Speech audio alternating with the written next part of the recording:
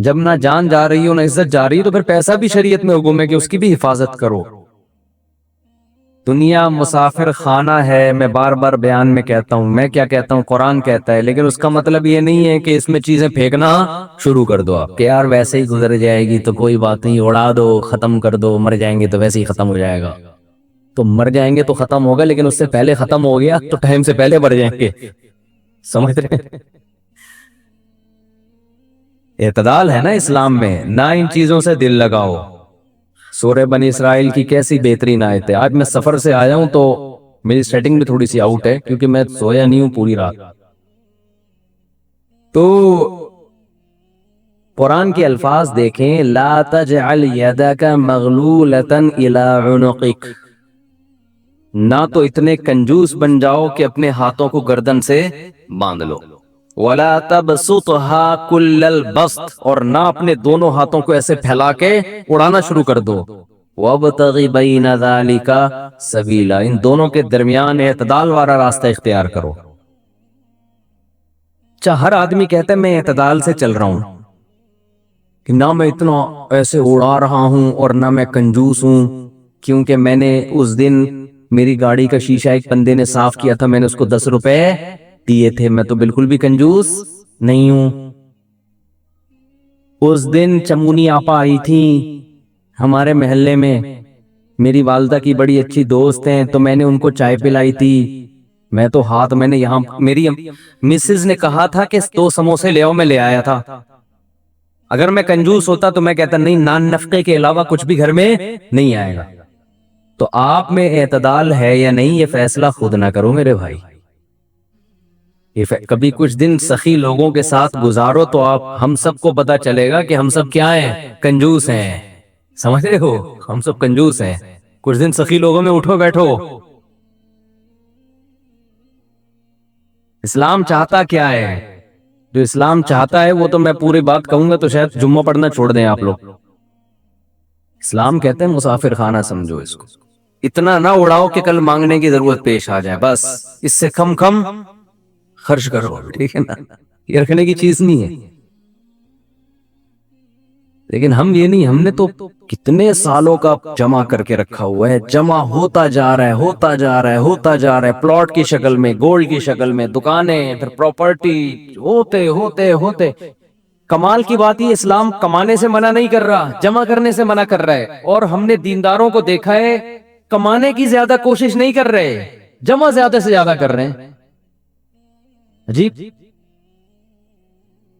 بھائی، ارننگ بڑھاؤ، اپنی ڈبل کر دو، اس میں فائدہ ہے، مسلمان پاورفل ہوگا تو اسلام ترقی کرے گا۔ تو کہتے ہیں نہیں یار میری آمدن مہینے کی اتنی ہے تو مجھے کیا ضرورت ہے، لیکن اس آمدن کو کیا کر رہے ہیں، جمع کر رہے ہیں۔ بھائی کمائی ڈبل کر دو تاکہ خرچ بھی کیا ہو جائے، خرچ اچھی جگہوں پہ شروع کر دو، اپنے لیے نہیں کماؤ، قوم کے لیے کمانا شروع کر دو نا، ڈبل کمانا شروع کر دو، 4 گنا کمانا شروع کر دو، لیکن اس کمائی کو پھر خیر کے کاموں میں خرچ کرو۔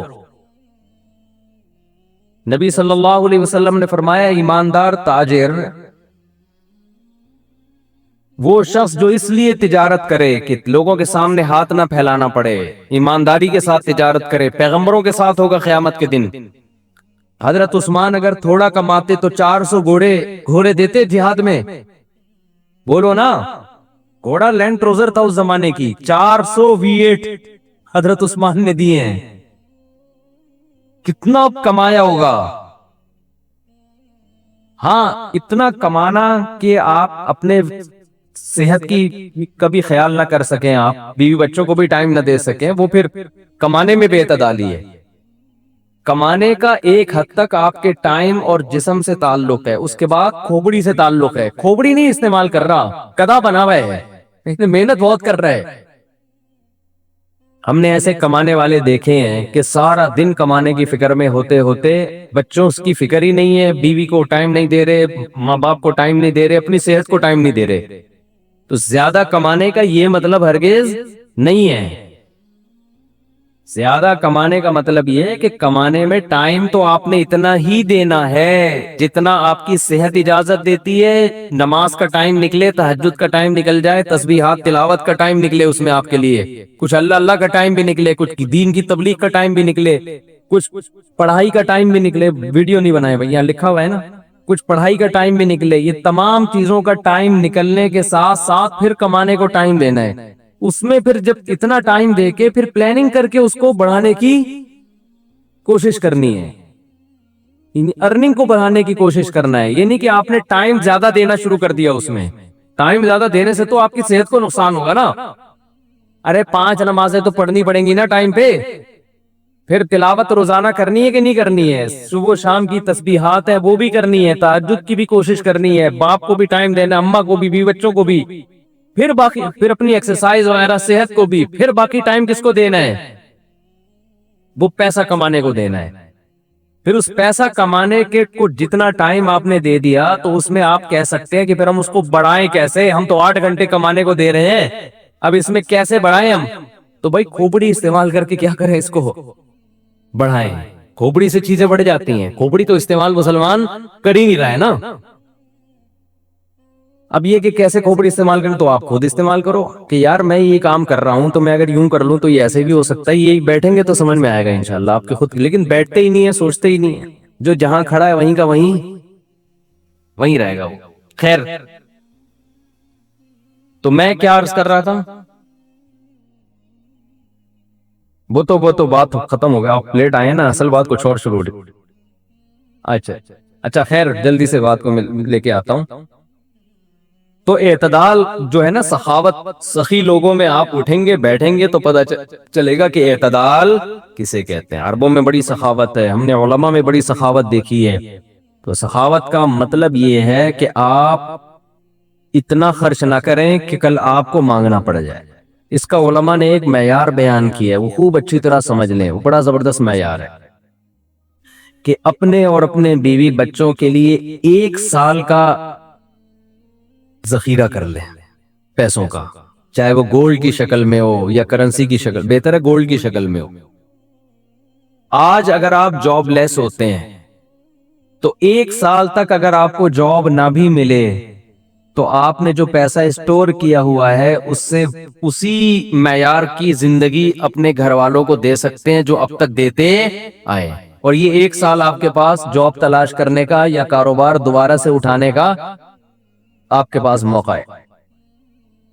1 سال سے زیادہ کی پھر کوئی انتہا نہیں ہے. لوگ کیا کرتے ہیں, جمع کر رہے ہیں کہ کل اگر جاب چلی گئی, کل اگر کاروبار ٹھپ ہو گیا تو بھائی کل کیا, پھر تو خبر تک کا رکھو سنبھال کے, وہ تو پھر ٹینشن سے ہی دنیا سے جاؤ گے. تو کچھ اللہ پہ توکل کرو نا اس معاملے میں. اللہ ہمارے بس میں یہ تھا 1 سال ایک خاص مقدار ہوتی ہے, اس میں چاروں موسم آ جاتے ہیں. بھئی کاروبار آپ کا نہیں چلا, سردی میں نہیں چلا تو ہو سکتا ہے گرمی میں چل جائے, خزاں میں چل جائے, باہر میں چل جائے, تو کبھی نہ کبھی تو چلے گا. نہیں چلا تو پھر اللہ نہیں چلانا چاہتا, وہ اسی میں اللہ لگ کرے بیٹھ کے.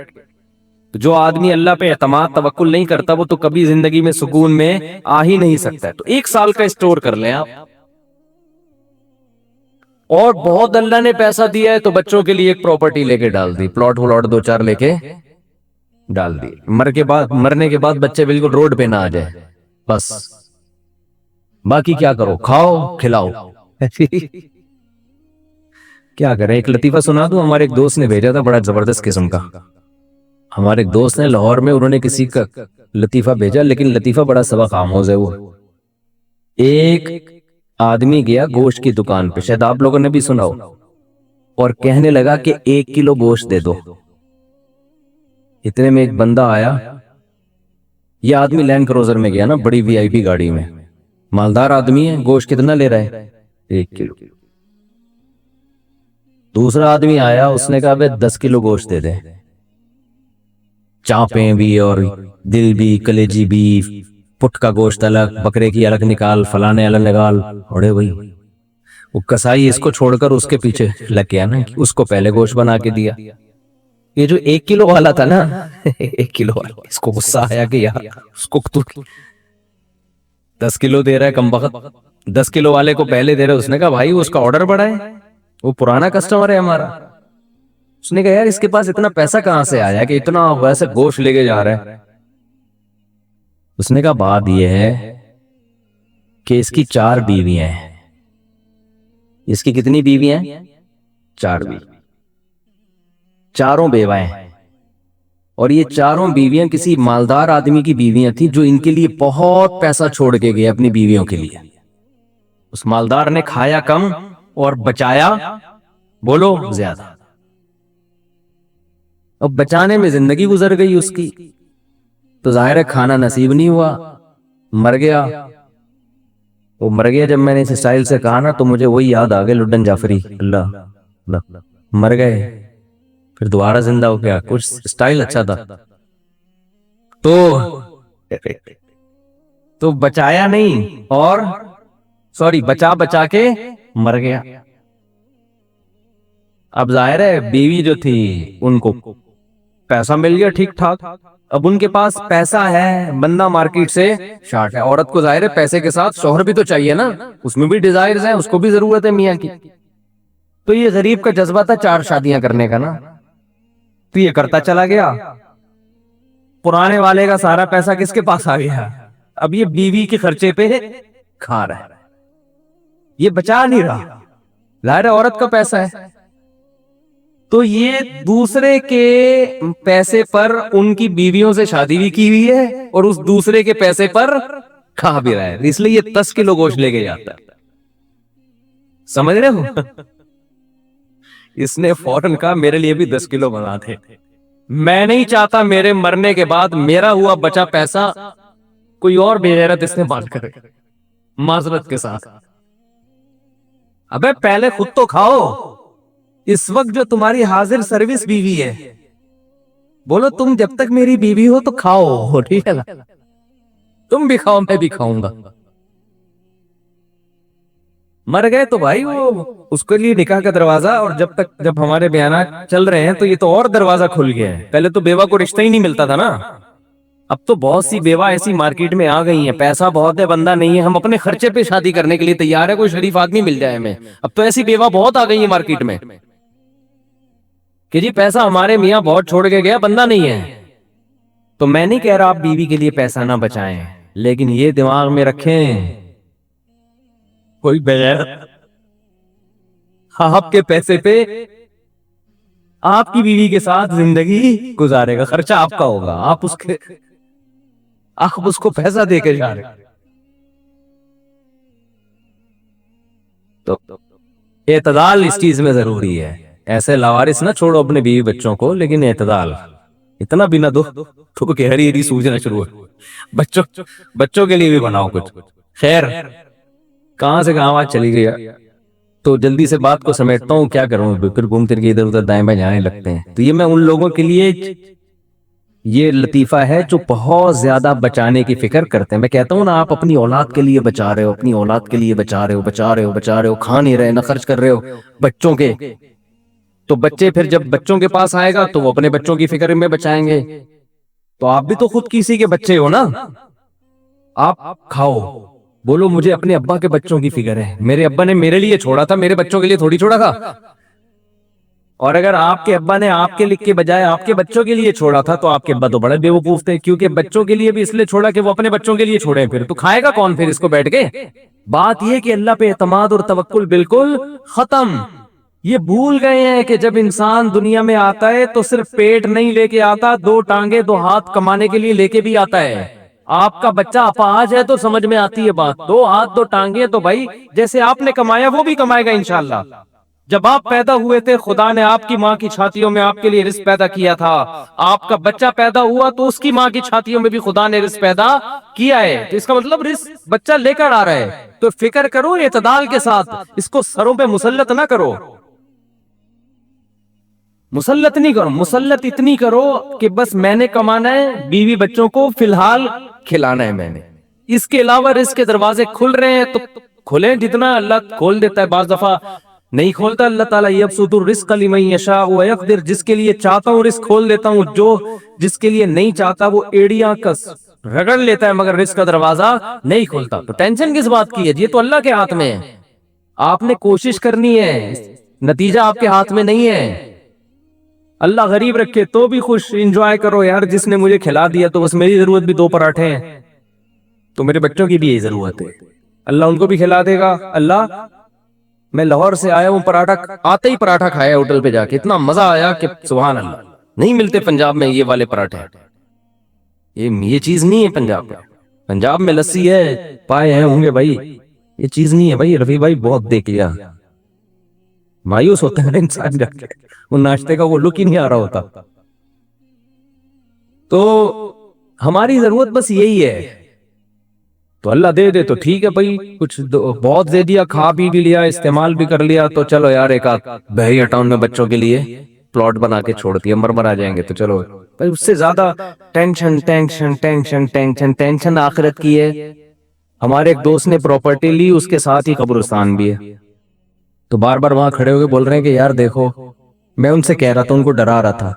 میں نے کہا آپ اپنا پلاٹ دیکھ دیکھ کے خوش ہوتے رہتے ہو، اصل پلاٹ تو یہ ہے، یہاں ہے، تھوڑے دنوں میں کدھر آنا ہے، ادھر آنا ہے. میں نے کہا یہاں آپ جو پلاٹ لیا اس پہ مکان بناؤ گے، 10 15 20 سال کی کہانی ہے آپ کی، اس سے زیادہ کی مجھے سفید بال دیکھ کے لگ رہا ہے کہ ہوگی نہیں. اور یہاں 20,000 25,000 30,000 پتہ نہیں کتنا رہنا پڑے. تو جب اپنی پراپرٹی کو دیکھنے جاؤ، ساتھ میں یہ قبرستان پہ تھوڑی دیر کھڑے ہو کر دیکھ لیا کرو کہ یار آنا کہاں ہے، ادھر ہی. تو اتنا زیادہ خوش ہونے کی بالکل بھی ضرورت نہیں ہے. اس کی تیاری کیا کی ہے اس قبر کی، اس کی تیاری کرو. اس کی تیاری ہے راتوں کو تہجد، اللہ کے سامنے گڑ گڑانا، نظر کی حفاظت کرنا، حرام کھانے سے اپنے آپ کو بچانا، اپنی اولاد کی اچھی تربیت کرنا. یہ اس کی تیاری ہے اس قبر کی. ذکر کرنا، دیکھو یہ جو ہم ذکر کرتے ہیں نا، لا الہ الا اللہ یا سبحان اللہ والحمدللہ، یہ ہلکے کلمات نہیں ہیں. لوگ اس کو ہلکا سمجھ رہے ہوتے ہیں نا، کہ کوئی تسبیح پکڑ کے لا الہ الا اللہ اللہ اللہ کر رہا ہے بیٹھ کے، کیا کر رہا ہے، ٹائم ویسٹنگ معاذ اللہ. اللہ کو سب سے زیادہ یہ عمل محبوب ہے کہ میرا تذکرہ کر رہے ہیں.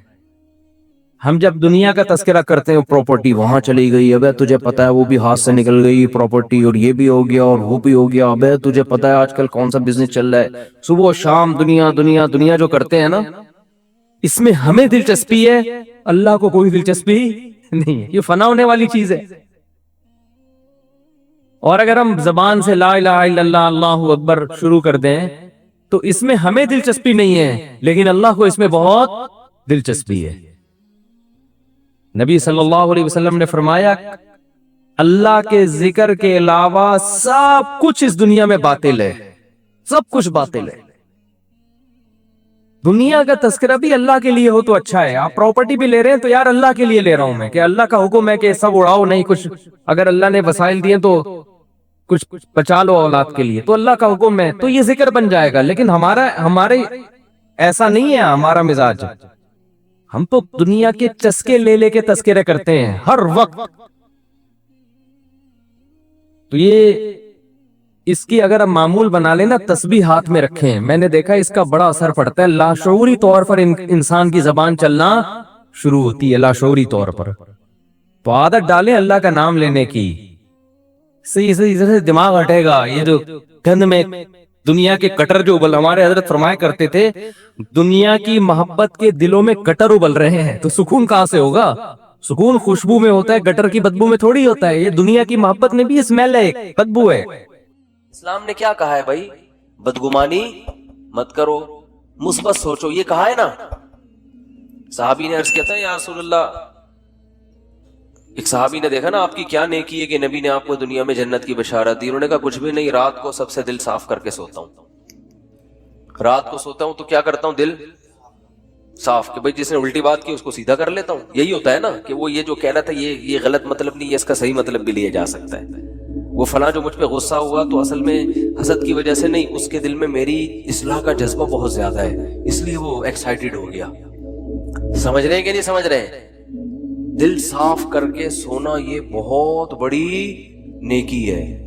تو وہ کتنا زبردست لفظ تبلیغ والے بولتے ہیں، پازیٹیو کوشش کرتے ہیں نا. آپ سوچو کہ بھائی بڑے کا ادب اس لیے کیا جائے کہ اس کی نیکیاں آپ سے زیادہ ہے، اس کی زندگی زیادہ ہے، تو اس کو زیادہ نیکیوں کا ٹائم ملا ہے، تو غالب یہی ہے کہ نیکیاں اس نے آپ سے زیادہ کی ہوں. چھوٹے پہ شفقت یہ سوچ کے کی جائے کہ اس کے گناہ آپ سے کم ہیں. کیا ہٹو بچوں مثال ہے. یعنی بھائی وہ ہم پتہ کیا کہہ رہے ہوتے ہیں، یہ چھوٹا ہے اس کو کیا پتا، میری نمازیں بھی اس سے زیادہ، میری زکاتیں بھی اس سے زیادہ، یہ تو بھی بچہ ہے کل کا. ابھی تو اس نے کوئی قربانی دی نہیں ہے، میں نے ماں باپ کی خدمت بھی اس سے زیادہ کی. اور بڑے کے بارے میں سوچتے ہیں کہ جو بدماشیاں میں کر رہا ہوں وہ اس نے مجھ سے زیادہ ہی کی ہوں گی. ٹھیک ہے نا؟ جو برائیاں مجھ میں ہیں، اس کی عمر 10 سال بڑی ہے تو 10 سال اس کے گناہ مجھ سے زیادہ ہیں. تو عقل کے لحاظ سے تو بات ٹھیک ہے، لیکن جب یہ ٹھیک ہے تو وہ بھی تو ٹھیک ہے نا کہ نیکیاں زیادہ کی ہوں گی اس نے. تو اسلام کہتا ہے کہ دوسروں کے معاملات میں آپ نے کیا سوچنا ہے؟ پازیٹو، اس کی نیکیوں کی طرف توجہ اور اپنی خامیوں کی طرف توجہ، کہ میری برائیاں اس کی برائیوں سے زیادہ ہیں اور اس کی نیکیاں میری نیکیوں سے زیادہ. اس کا پتہ ہے فائدہ کیا ہوتا ہے؟ انسان ٹینشن لیس ہو جاتا ہے، ورنہ چڑھتا رہتا ہے بلا وجہ نا. آدھے مسئلے تو اسی وجہ سے پیدا ہو رہے ہیں، لوگوں سے نفرت کی وجہ سے. یہ اتنا برا، یہ اتنا برا، یہ ایسا کیوں، یہ ویسا کیوں، اسی سے ٹینشن میں آ رہا ہوتا ہے. تو اپنے آپ کو اتنا نیک سمجھنے کی ضرورت ہے ہی نہیں. کہتے ہیں کہ عزت ایسی چیز ہے جس کے حصول کی کوشش جس نے کی ہے نا اس کو نہیں ملی کبھی بھی. جس نے کوشش نہیں کی اس کو بہت مل جاتی ہے. تو ایک طریقہ تو یہ بتایا گیا کہ سوچو کیا؟ پازیٹو. دوسرا طریقہ بتایا کہ اپنے سے کمتر کو دیکھو، کہ جو آپ کو پیسے نہیں ہیں آپ کے پاس تو ان لوگوں کو دیکھو جن کے پاس اتنے بھی نہیں ہیں. ایک صاحب کا فون آیا، 5 سال سے بے روزگار ہوں، گھر میں بھی صلواتے ہیں، باہر بھی صلواتے ہیں، ٹینشن میں. میں نے کہا بھائی جان گھر تو ہے نا، چلو صلواتیں سننے کو مل رہی ہیں لیکن گھر والوں نے نکالا تو نہیں نا، چھت تو ہے نا. یہ جو فٹ پاتھوں پہ پڑے ہوئے ہیں نا، ان کے پاس رات گزارنے کے لیے چھت میسر نہیں. میں نے کہا گھر میں ناشتہ بھی مل رہا ہے، دوپہر کھانا بھی مل رہا ہے، صلواتیں سنانے کے بعد مل رہا ہے لیکن مل رہا ہے نا. اور صلواتیں باپ دادا کی طرف سے مل رہی ہیں نا، کوئی یہ تھوڑی کہ پڑوسی سنا رہے ہیں، وہ تو اپنے لوگ ہیں. تو اس لیے میں لوگوں سے 2 باتیں لازمی کہتا ہوں کہ ہسپتالوں میں بیماروں کو جا کے دیکھا کرو، جو خطرناک بیمار پڑے ہوئے ہیں نا، کوئی فالج میں نظر آئے گا، کوئی ڈائلسس پہ ہوگا، کوئی کیا عجیب عجیب آپ کو بیمار نظر آئیں گے. دوسرا، عیدی سینٹر کے مردہ خانے چکر لگا لو آج اس لیے کہہ رہا ہوں کہ پھر اگلے ہفتے تک بھول جاؤ گے. یہاں سے جب بیان کے لیے جاؤ نا، بیان سے فارغ ہو کے تو عیدی سینٹر کے مردہ خانے کو ذرا ٹچ کرتے ہوئے. قبرستان میں تو اصل میں اس لیے برت نہیں ہو رہی، وہ مردہ تو نیچے چلا گیا نا، نظر تو آ نہیں رہا وہ. جب آپ عیدی سینٹر کے مردہ خانوں میں جاؤ گے تو بڑے بڑے فرنٹر آپ کو برف کی سیلوں پہ لیٹے ہوئے نظر آئیں گے. بڑی امیدیں تھیں، ہم یہ کریں گے، ہم یوں کریں گے، ایسا کریں گے. فی الحال بحریہ ٹاؤن میں 3 پلاٹ تو لے لیے، ایک اور ہو جائے، طارق روڈ کی 2-4 دکانیں بھی ہو جائیں، ذرا آباد علاقہ ہے، اور دوسری شادی بھی ہو جائے. مفتی صاحب کے بہت سارے ہم نے بیانات سن لیے. اور پھر ایک سر دبائے گی، دوسری پاؤں دبائے گی. ٹھیک ہے نا؟ ایک صاحب مجھے کہنے لگے میں دوسری شادی کا سوچ رہا ہوں کیونکہ میرے گھر میں بیگم جو ہے نا وہ کام کاج کرتی ہے، میری خدمت تو کپڑے وپڑے استری نہیں ہوتے، تو ایک اور آ جائے گی تو اس کا کام کیا ہو جائے گا؟ ہلکا ہو جائے گا، وہ استری کر دے گی یہ گھر کے. میں نے کہا میرا خیال ہے کوئی مریخ سے آیا ہوا آدمی ہے بھائی تو، کیونکہ زمین میں لوگ اس طرح کی باتیں، نارمل آدمی اس طرح کی باتیں نہیں کرتا. مریخ سے آیا ہوا ہوگا کہیں سے، اس کو پتہ ہی نہیں زمین میں. میں نے کہا تو کر کے تو دیکھ. کہہ رہے ایک روٹی پکائے گی، دوسری سالن پکائے گی. میں نے کہا ایک روٹی سے، جس بیلن سے روٹی پکاتی ہے نا، ایک اس بیلن سے تیرا سر دھونے گی، اور دوسری جس چمچے سے کھانا پکاتی ہے اس چمچے سے وہ چمچہ تیرے سر پہ چلائے گی. تو آپ کہتے ہو یا تو کبھی ترغیب دیتے ہو کبھی ڈراتے ہو. تو میں ترغیب دیتا ہوں مگر اس نیت سے نہیں کہ ایک پاؤں دبائے گی تو ایک کھانا پکائے. یہ نہیں ہوگا. ہو سکتا ہے دونوں کو ہوٹل سے کھلانا پڑے لا کے، کہ تم چپ کر کے بیٹھ جاؤ، لڑو نہیں، خدا کا واسطہ کھانا میں پکاؤں گا. تو یہ سب چیزیں یہ سوچ کے کرنے کا کہتا ہوں میں. تو خیر، تو دو چیزیں اور بھی بہت ساری چیزیں اس میں. بنیادی چیز کیا ہے؟ بیماروں کو دیکھو، معذوروں کو دیکھو. میں ایک واقعہ سنایا میں نے پچھلے ہفتے، پتہ نہیں یاد نہیں مجھے سنایا یا نہیں سنایا. ابھی میں سفر تھا میرا اسلام آباد میں، تو وہاں ہمارے ایک جاننے والے ملے. انہوں نے وہاں اسلام آباد میں ایک بہت بڑے تاجر ہیں، بہت بڑے تاجر ہیں، کروڑوں روپے کا بزنس ہے ان کا. ان کا واقعہ سنایا کہ جوانی میں اس آدمی کی آنکھوں کی بینائی چلی گئی، کوئی بیماری ہوئی ہے، بس ایک دم بینائی چلی، ہو جاتا ہے بعض دفعہ کوئی ایسا اٹیک ہو جاتا ہے، وہ بیچارہ علاج کرا کرا کے تھک گیا، اس کی بینائی واپس نہیں آئی۔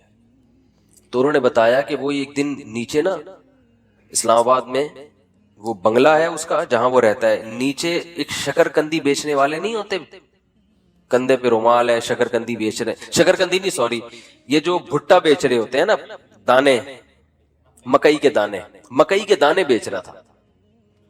کہہ رہے ہیں اس نے اپنے دوست سے کہا اس مکئی کے جو دانے بیچ رہا ہے نا، آواز آئی نا اس کی، تو اس کو جا کے بولو کہ یہ جب ان اسلام آباد کے بنگلوں میں گھومتا ہوگا احساس کمتری کا شکار ہوتا ہوگا کہ یار میری ایک ریڑی، مکئی کے دانے، اور میں کیا کتنی ایک اس پہ ایک 5 روپے بچا لیتا ہوگا زیادہ سے زیادہ، ہے بھائی؟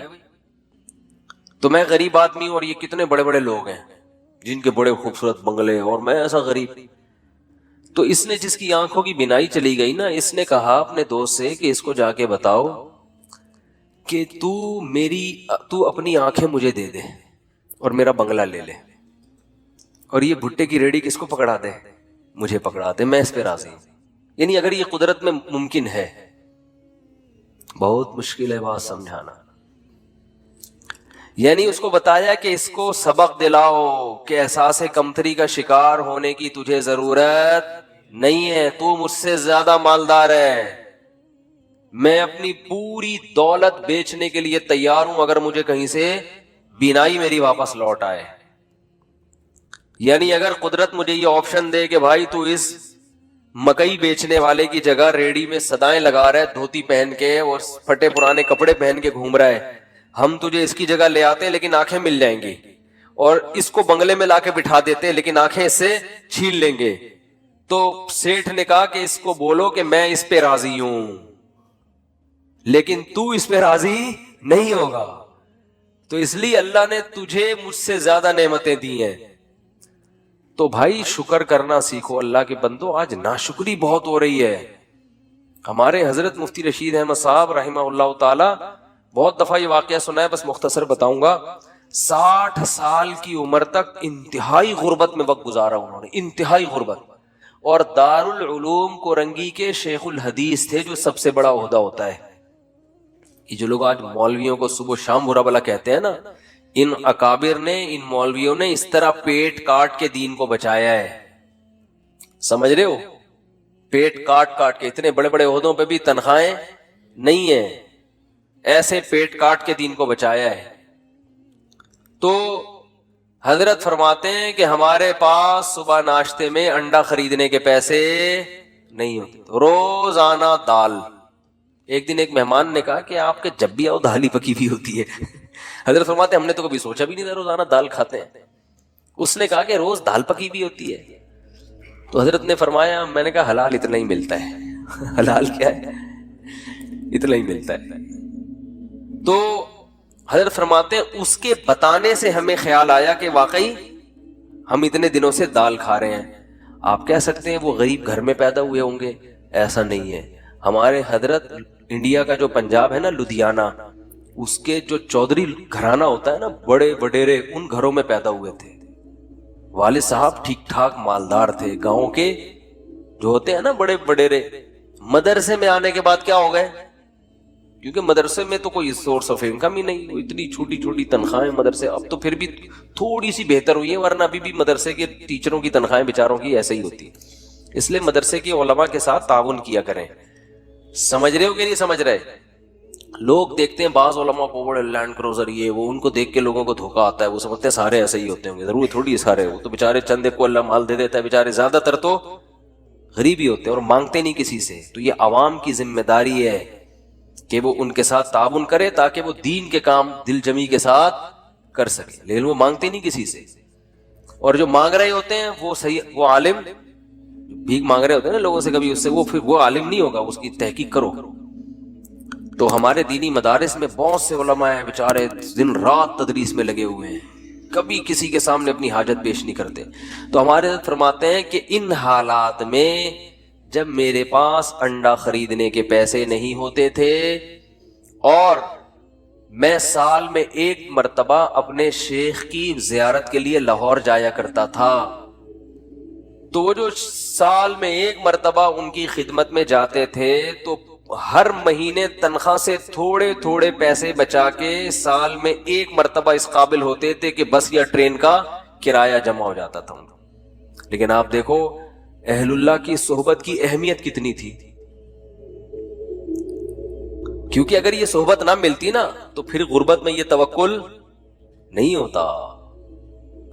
تو اپنے شیخ سے ملنے کے لیے جایا کرتے۔ ہمارے ہاں بزرگ ہوتے ہیں اس لیے ہم بزرگوں کی زیارت کے بھی قائل ہیں، بعض لوگوں کے ہاں بزرگ کا سیٹ اپ ہی نہیں ہے، بزرگی کا سسٹم ہی ختم ہو گیا ان کے ہاں، تو جن کے ہاں ہوتا ہے ان کے ہاں یہ سارے سیٹ اپ ہوتے ہیں، ٹھیک ہے نا، کہ وہ اپنے بزرگوں کی زیارت بھی کرتے ہیں۔ بعض لوگوں نے حد بزرگ میں اتنے کیڑے نکال لیے کہ معاشرے سے بزرگوں کو ہی کیا کر دیا ہے، بزرگی معاشرے سے شارٹ ہو گئے ہیں۔ ایسا نہیں ہوتا، ہر دور میں بزرگ ہول سیل کے حساب سے رہیں گے۔ تو خیر، تو حضرت فرمایا کرتے تھے اس کنڈیشن میں اپنے آپ کو دنیا کا سب سے بڑا سیٹ سمجھتا تھا۔ فرماتے ہیں کہ میں یہ حالات بیان کرتے ہوئے بھی ڈر لگ رہا ہے کہ ناشکری نہ ہو جائے۔ پھر اللہ نے 60 سال کی عمر کے بعد حضرت کو بہت پیسہ دیا، پھر اسٹائل ہی چینج ہو گیا تھا حضرت کا۔ بھائی جب اللہ نے غریب رکھا ہے تو غریبوں کی طرح، جب پیسہ آیا تو پھر وہ حدیث ان اللہ یحب ان یرا اثر نعمتہ علی عبدہ، اللہ چاہتے ہیں کہ جب اللہ نے کسی کو نعمت دی ہو، صحیح بخاری کی حدیث ہے کہ ایک صحابی کو دیکھا پراگندہ حال، پوچھا کیا تمہارے پاس پیسہ نہیں ہے؟ فرمایا ہاں، تو فرمایا کہ نظر کیوں نہیں آ رہا؟ تو امیر آدمی کی سواری، امیر آدمی کا گھر، امیر آدمی کا لباس اور امیر آدمی کی خوراک، ان 4 چیزوں سے پیسہ جھلکنا چاہیے۔ سمجھتے ہو کہ نہیں سمجھتے؟ اگر آپ کو اللہ نے خوب پیسہ دیا ہے اور ہونڈا 50 رکھی ہوئی ہے آپ نے اور اس پہ گیس لگوائی ہوئی ہے تو یہ نعمت کی ناقدری ہے، یہ سادگی نہیں ہے۔ اگر آپ کو پاس ٹھیک ٹھاک پیسہ ہے اور آپ لنڈے کی پینٹیں پہن کے گھوم رہے ہو تو یہ نعمت کی ناشکری۔ کھانے کے لیے آپ کے پاس ٹھیک ٹھاک پیسہ ہے اور آپ انڈے والا برگر تلاش کرتے ہو، یا تو پسند ہی انڈے والا ہو تو ایک الگ بات ہے، پیسہ ہو پھر بھی انڈے والا برگر کھا رہے ہو تو یہ قناعت نہیں ہے، یہ سادگی نہیں ہے، یہ کنجوسی ہے، کنجوسی۔ It is called کنجوسی۔ اگر آپ کے پاس پیسہ ہے اور آپ بیگم کو بھی ہر وقت کیلکولیشن کر کے نا اس کو حساب لیتے رہتے ہو کہ کتنے انڈے کھائے آج تم نے۔ بعض لوگ ایسے بھی ہیں کمبخت، بالکل ہی پاگلوں کی طرح زندگی ایک عذاب بن ڈالا ہوا ہے بچوں کو اپنے۔ ایک خاتون نے بتایا کہ میری ساس نگرانی کر رہی ہے، 2 روٹی کے بعد تیسری کا حساب ہوتا ہے، 2 کے بعد تیسری پکنا کیا ہے؟ منع ہے۔ اگر غربت ہے تو بھائی پھر تو اللہ کا بس یہی پھر نعمت ہے اللہ کی، یہ شکر کرو مل تو رہا ہے، لیکن پیسہ دیا ہے تو حدیث میں آتا ہے اللہ یہ چاہتے ہیں کہ وہ نعمت کے اثرات بولو بھائی نظر آئیں۔ ہاں فخر نہ ہو، غریبوں کو نیچا دکھانے کے لیے نہیں کہ وہاں جا کے کالر اونچر کر کے دکھا رہا ہے میری گھڑی دیکھو، میری بھی گھڑی ہے، ٹھیک ہے نا، میرا لباس اور میرے پیسے، یہ نیچ دکھانے کے لیے تو یہ تو حرام ہو جائے گا، فخر کے لیے حرام ہے۔ اور اس سے اترائے نہیں آدمی، یہ سمجھے اللہ کی طرف سے بھیک ملی ہوئی ہے، اچھے کپڑے پہن لیے، بھائی اللہ نے دیا نا۔ کسی کو بھیکاری کو آپ 3 پیس سوٹ ٹائی پہنا دیں اور اچھا انڈے والے سے ہٹا کے زنگر برگر کھلا دے، اس کو پیزا کھلا دے تو وہ کھائے گا شکر کر کے، تواضع پیدا ہوگی، فخر نہیں کرے گا۔ تو یہ اللہ نے بھیک میں دیا ہوا ہے ہمیں، کسی کو لینڈ کروزر دے دی تو وہ فخر نہ کرے، بولے بھائی اللہ نے مجھے دی ہے، میری اپنی تھوڑی ہے، اس کو رکشا دے دیا، مجھے کیا دے دی؟ لینڈ کروزر دے دی، تو نہ یہ میری ہے نہ یہ اس کا ہے، تو فخر کس بات کا؟ تو بس نعمت کو انجوائے تو کرو، غریبوں کو کمتر نہ سمجھے۔ کیوں نہ سمجھے؟ ہو سکتا ہے بھائی آخرت میں یہ لینڈ کروزر میں ہو اور آپ کو رکشا بھی میسر نہ ہو، الٹا معاملہ نہ ہو رہا ہو، تو مرتے ہی سب ختم۔ تو آخرت ہے اصل تو ہمارے حضرت کیا کرتے تھے، غربت میں، انتہائی غربت میں حضرت فرماتے ہیں میں یہ نہیں سمجھتا تھا کہ مجھے صبر کا ثواب حاصل کرنا ہے، نہ فرمائے تو بڑا خطرناک ہو جائے گا۔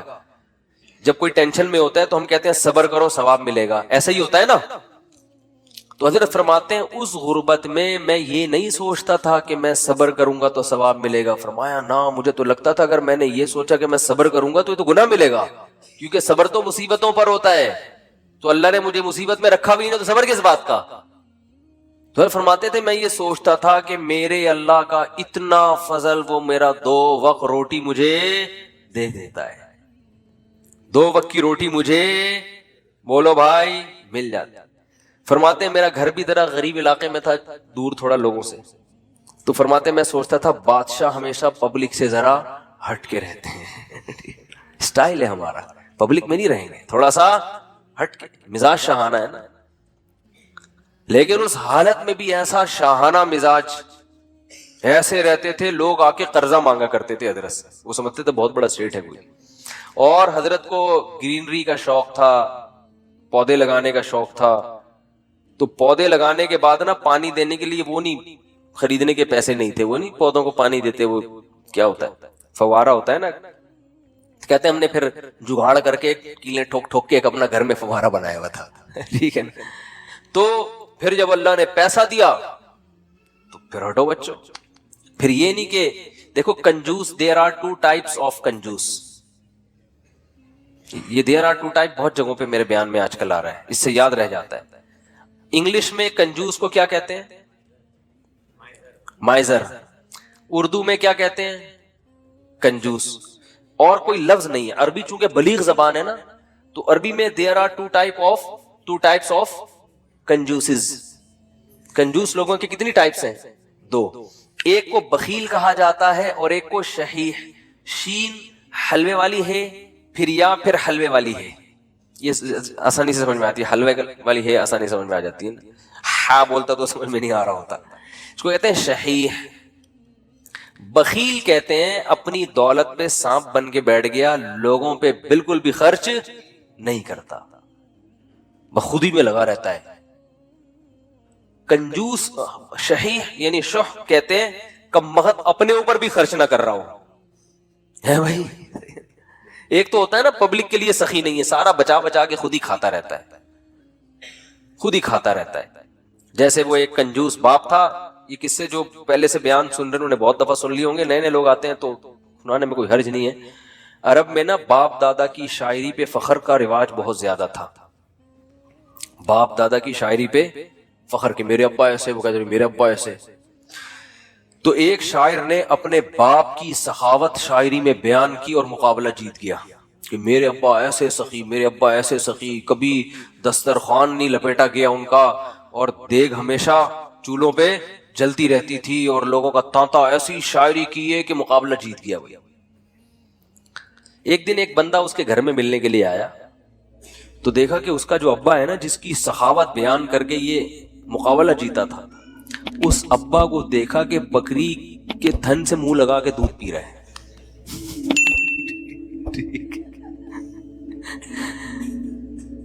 اس نے بولا یار یہ آپ کے ابا کیا کر رہے ہیں؟ اس نے کہا اصل میں ابا میرے جو ہے نا، یہ جب گلاس میں دودھ نکالیں گے تو دھار کی آواز سن کے بچے آ جائیں گے دودھ مانگنے، اپنے ہی بچے ابا کے، دوسرے بھائی ہیں، تو میرے ابا کو یہ پسند نہیں ہے کہ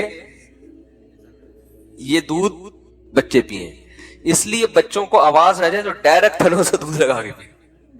کہہ رہے یہ وہ ابا ہیں جن کی سخاوت بیان کر کے میں نے مقابلہ جیتا ہے. لیکن یہ ابا بخیل تھا، شحیح نہیں تھا، اپنے اوپر تو خرچ کر رہا ہے نا کہ چلو بچوں پہ نہیں کھلا رہا، کم بخت خود ہی پی رہا ہے سارا دودھ. وہ دیسی گھی والا بھی سنانا پڑے گا یار، کیا کرے یار. وہ ایک کنجوس ہاتھ جلدی جلدی سناؤں گا جو کئی دفعہ لوگوں نے سنا وہ پھر بور ہو جاتے ہیں. ایک کنجوس دیسی گھی لے کر آیا، ڈبہ لے کر آیا، تو بچوں سے کہا کہ اس کو کھولنا نہیں ہے، ڈبے سے لگا لگا کے کھاؤ نا، کیونکہ باہر بھی چکنائی ہوتی ہے نا. جب یہ ڈبہ بالکل چکنائی ختم ہو جائے گی نا، پھر ڈبہ کھلے گا اندر سے.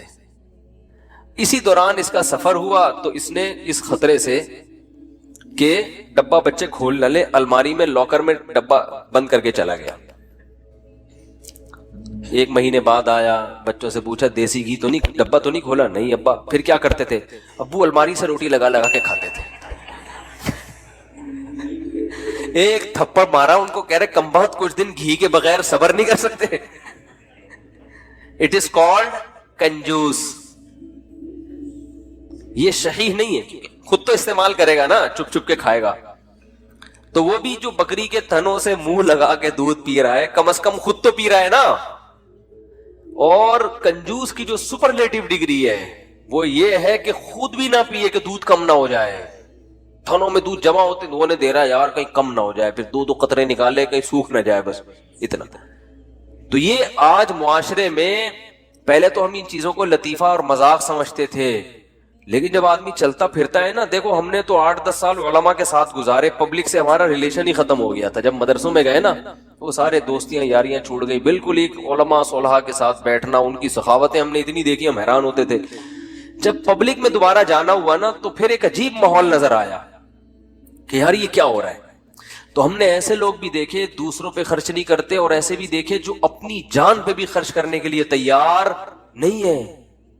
بچاؤ بچاؤ بچاؤ بچاؤ. او بھائی تو خرید لے گاڑی یار, کیا جا رہا ہے, اچھی گاڑی میں گھوم لے بھائی. تو اچھے لوگ بھی ملتے ہیں. ایک صاحب کا وزن ذرا زیادہ تھا, وہ گاڑی میں 2 سیٹیں بک کراتے تھے جب بھی بس میں جانا ہوتا نا. مجھے کہنے لگے یار میں تھوڑا سا بھاری ہوں تو مجھے چپک کے بیٹھنا پڑتا ہے, تو پچھلی آدھی سیٹ میں لے لیتا ہوں. ڈرائیور سے بولتا ہوں اس پہ 2-3 بندوں سے زیادہ نہیں بیٹھیں گے, میں ڈبل ٹکٹ دیا ہے. مجھے اچھا لگا. انہوں نے کہا یار سہولت کے لیے انسان پیسے کماتا ہے تو سفر تو تمیز سے گزر جائے نا. تو پیسے خرچ کرنا سیکھو اللہ کے بندو. جو کام پیسوں سے ہو سکتا ہے وہ خود نہیں کرو, ٹھیک ہے نا. جو اللہ نے اگر دیا ہے پیسہ, خود کچھ اور کر لو, پھر ٹائم بچاؤ اپنا. تو میری عادت پتہ ہے کیا ہے, میرے پاس اگر پیسے ہوتے ہیں تو میں اپنا ٹائم کو بچانے کی بڑی فکر کرتا ہوں. ابھی گاڑی پنچر تھی, پنچر بھی نہیں ہوا کم تھی, تو میں نے کسی سے کہا یار تو ڈلوا کے لے آ. میرے دل میں سوچا اس کو زیادہ پیسے دے دوں گا میں, جتنا ان کے بنتے ہیں تھوڑے سے کیا ہو جائیں گے, کہ یہ کام بھی انہیں سے لے لو یار, اپنا ٹائم میں کسی اور چیز میں لگا لو, ٹھیک ہے نا. اگر ہیں اللہ نے دی ہیں, بعض دفعہ ہوتے ہیں بعض دفعہ نہیں بھی ہوتے ہیں. آدمی خود ہی دھکا لگا کے بائک کو گھسیٹ کے لے جا رہا ہوتا ہے تو وہ بھی ٹھیک ہے. تو جب ہوں تو الگ حکم ہے, جس دن جیب میں نہیں ہے تو پھر الگ حکم ہے.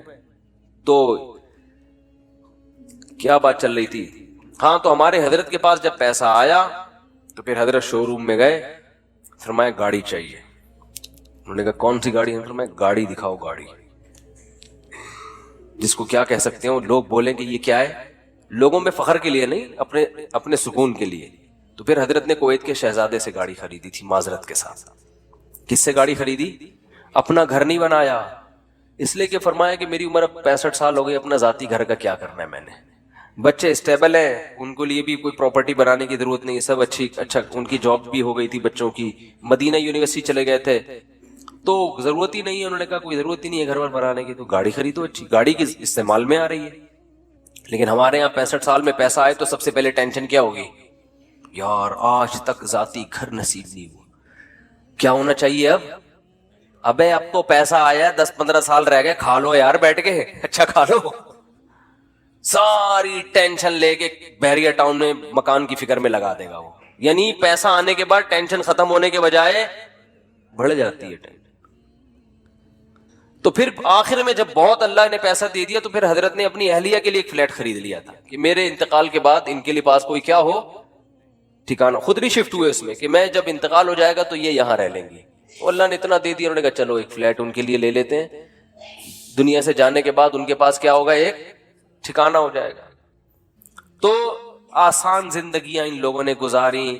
تبھی جب بھی ان کے پاس جاؤ, جب غربت میں تو بھی خوش, پیسہ آیا تو بھی خوش, ایک جگہ بہت پیسہ ڈوب گیا تو کاروبار میں لگایا تو بھی خوش. اتنی سی کہتے ہیں نا پیشانی پہ کوئی لکیر آ جائے نا کہ اتنا. اور اس دور میں جن لوگوں نے اس کاروبار میں پیسہ لگایا تھا ان میں بہت سے ہارٹ اٹیک سے مر گئے تھے.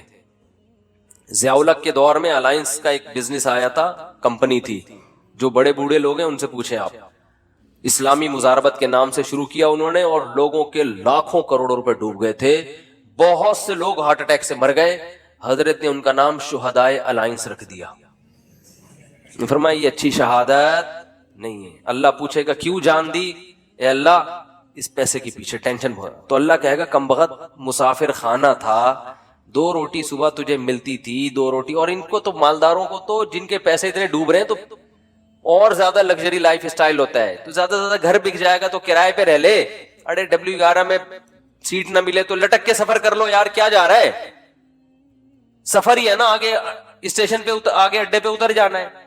اب آپ کو چونکہ سیٹ نہیں ملی, اب آپ گئے ڈرائیور کے پاس, بولے ابے مجھے بس کے نیچے دے کے مار دے یا گولی سے ماروں گا. مسافر خانہ ہے میرے بھائی, بیٹھنے کی جگہ مل جائے بہت اچھا, نہیں تو لٹک کے. دیکھو سفر سمجھتے ہیں نا تو انگوٹھا ٹکانے کی جگہ مل جائے نا, اس پہ بھی لوگ سفر کر لیتے ہیں. کنڈکٹر سے بولے تو بس ہٹ جا تھوڑا سا, اتنا سا پاؤں ٹکانے کی جگہ مل جائے بھائی, اگلے اڈے پہ اترنا ہے. ہمارے ساتھ تو ایسا, ہم تو جب آج کل تو میں تھوڑا مشہور ہو گیا ہوں تو کہیں جا نہیں سکتا ایسے, ورنہ W11 کا جو مزہ ہے وہ اب اللہ جنت میں لے جائے تو W11 میں سفر ضرور کریں گے وہاں پہ.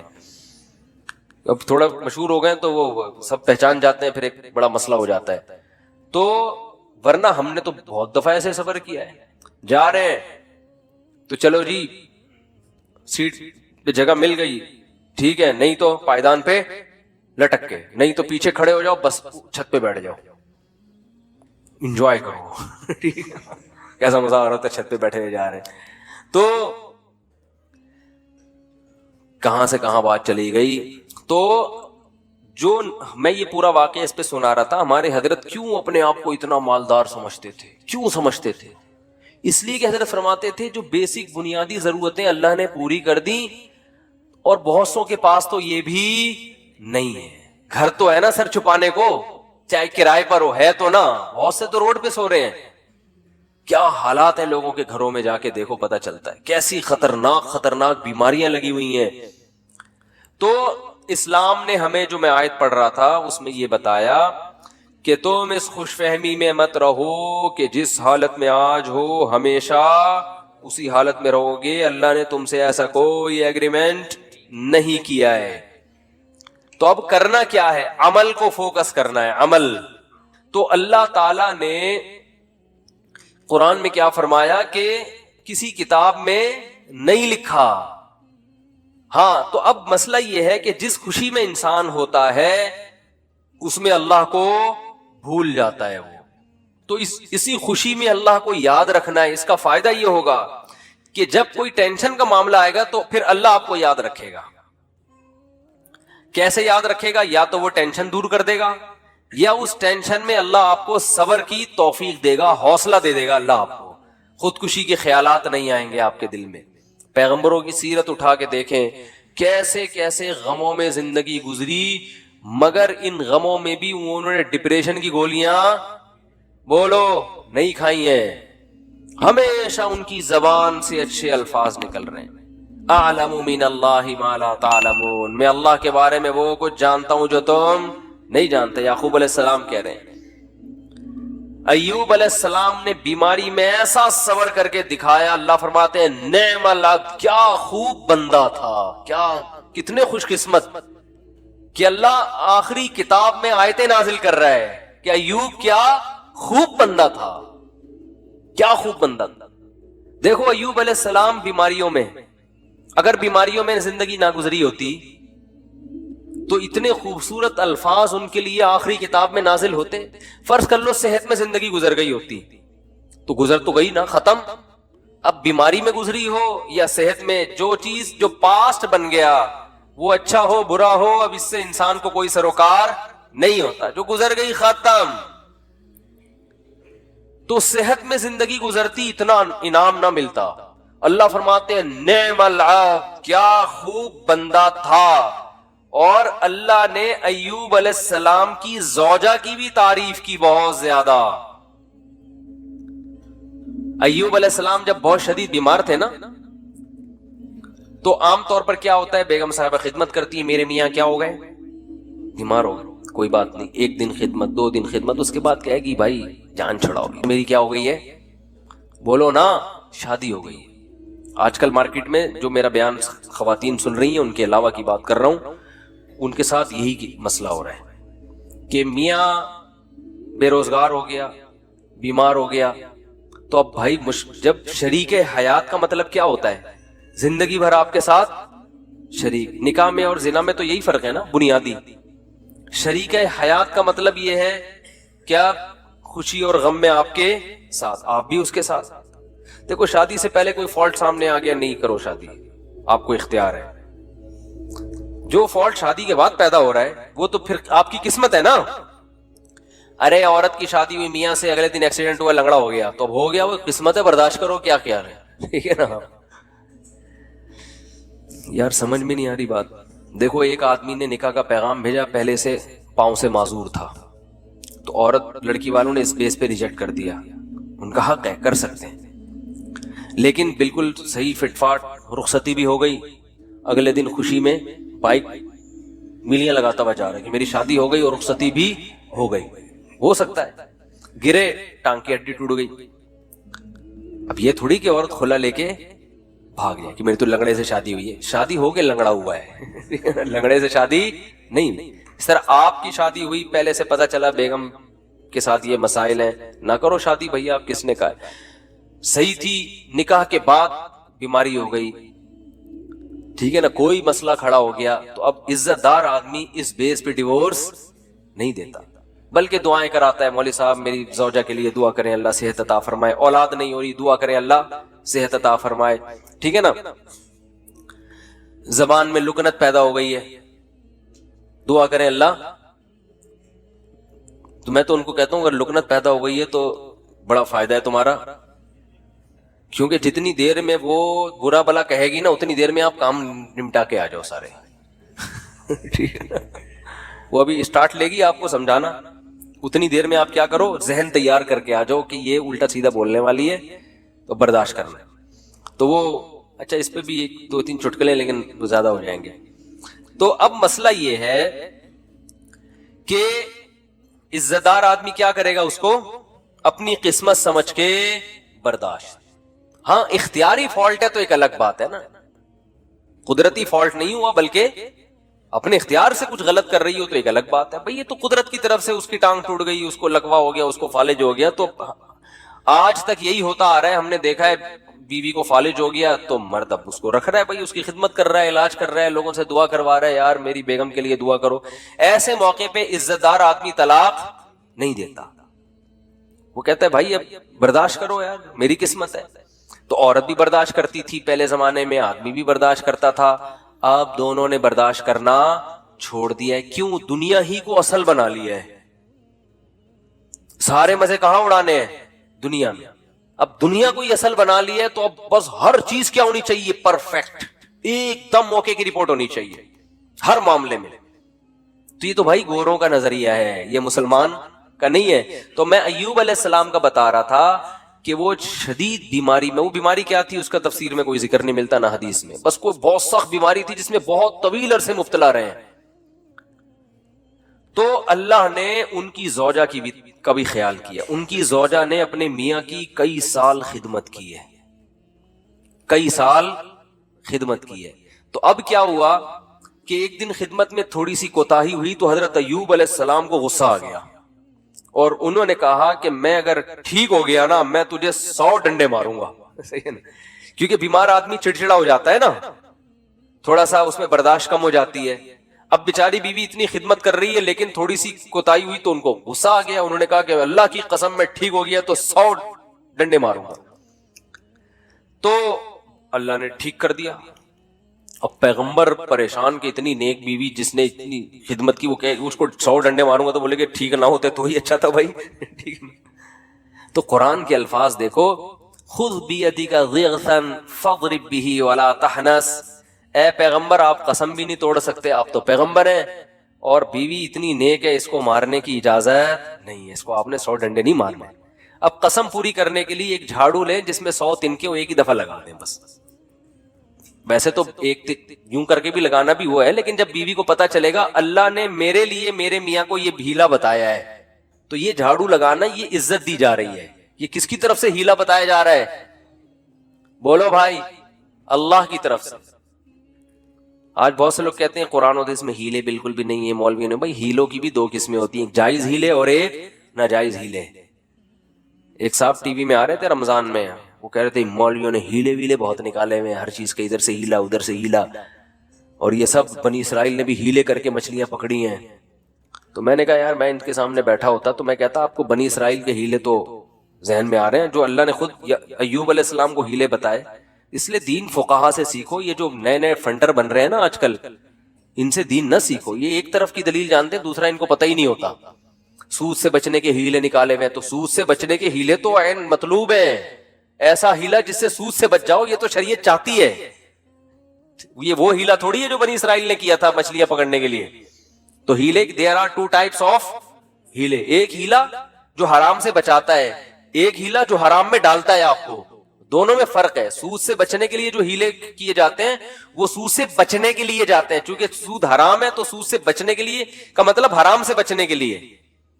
اور ایک ہیلا وہ ہوتا ہے جو حرام میں آپ کو مبتلا کر دیتا ہے. تو بیوی کو مارنا کوئی اچھا کام تو نہیں ہے نا اسلام میں. تو اللہ نے نیک بیوی کو بچانے کے لیے ان کو ہیلا بتا دیا کہ بھئی ایک جھاڑو میں 100 تن کے لو ایک ہی دفعہ میں لگا دو تو گویا 100 کوڑے لگ گئے. تو قسم بھی پوری ہو گئی, بیوی بچ گئی.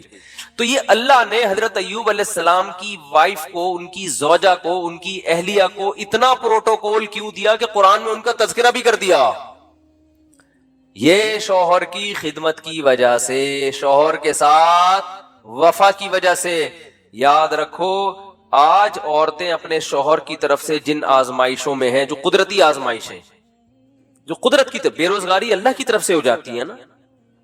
بھائی میاں کا روزگار چھوٹ گیا, یہ تو اللہ ہے جس کو چاہتا ہے رزق کشادہ دیتا ہے, جس کی چاہتا ہے روزی بند کر دیتا ہے. وہ بیچارہ اپنی طرف سے محنت کر رہے ہیں لیکن بے روزگار ہو گیا, نئی کاروبار حرکت میں آ رہا, تو یہ اللہ کی طرف سے ہے.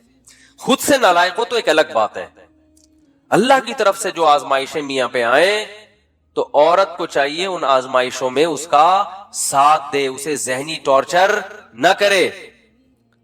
کیونکہ بے روزگاری کی بیماری اتنی, بے روزگاری کا عیب اتنا بڑا نہیں ہے جتنا اس بیماری کا عیب ہے جس میں ایوب علیہ السلام مبتلا ہوئے تھے. کیونکہ اس میں تو کمانا ممکن ہی نہیں تھا اور اوپر سے خدمت بھی.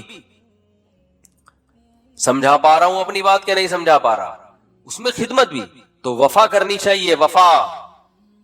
اور یہ جب تک آخرت سامنے نہیں ہوگی ان میں سے کوئی بھی کام نہیں ہو سکتا.